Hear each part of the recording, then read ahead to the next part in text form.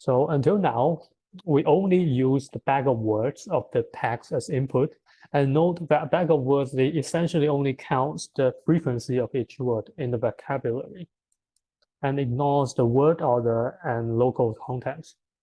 What we want is that instead of bag of words, we want the representation to be aware of the sequential relation of words and also be robust to missing words. How do we do this? One idea is that we can change the feed-forward autoencoder into a recurrent autoencoder. That means we want to replace the encoder with a encoder IN and replace the decoder with a decoder IN. And here the IN is just some recurrent operation. We will take in one word at a time and do the transformation as it goes. But by doing this, we at least have two challenges. The first challenge is that this IN encoder may learn the wrong transition between words. Let me tell you why. We know that in the denoising setting, we're given this corruptive sentence. For example, this is a great idea, and we want to recover the original sentence, this is a great idea. So if we do denoising directly, the encoder will learn the wrong transition from the word this to the word a. So how do we address this problem? Our idea is that we basically propose a new word called wildcard to replace this deleted word.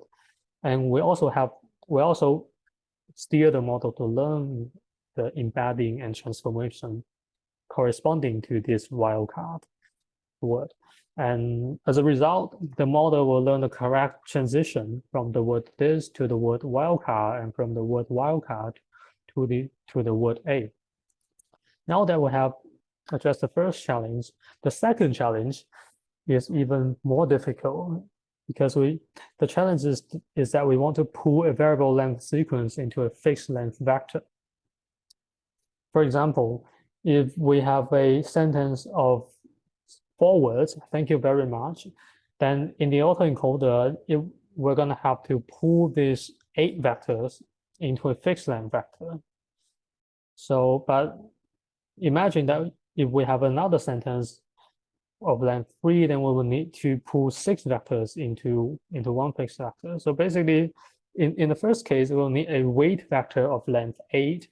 And in the second case, we're going to need a weight vector of length 6, right? And if we have yet another sentence of length 2, we're going to have to need a weight vector of length 4. So basically, it's impossible to learn a variable length weight vectors.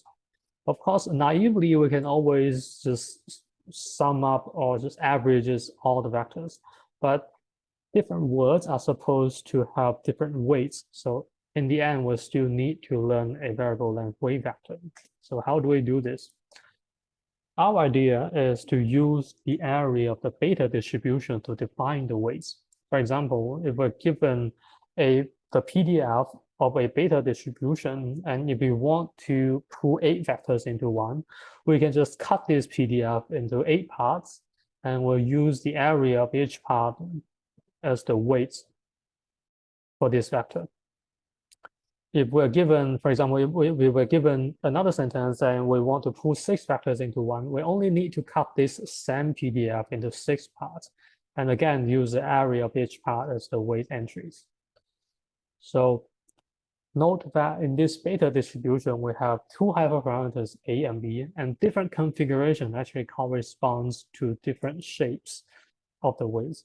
For example, some of the weights actually corresponds to directly using the encoding after the encoder, but before the decoder. And some configuration actually corresponds to average pulling.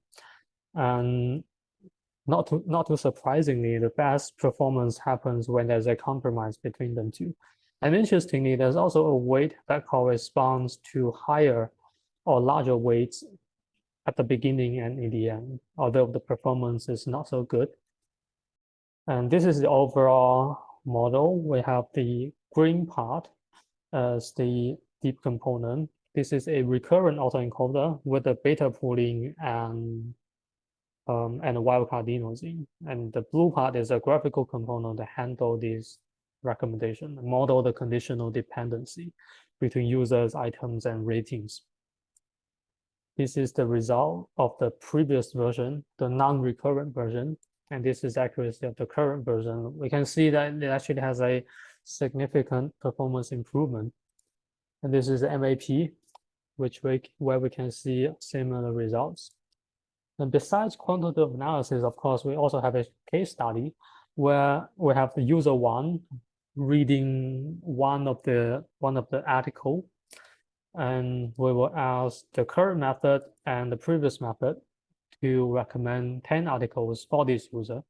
This is the result from our current method, and this is the result for the previous method.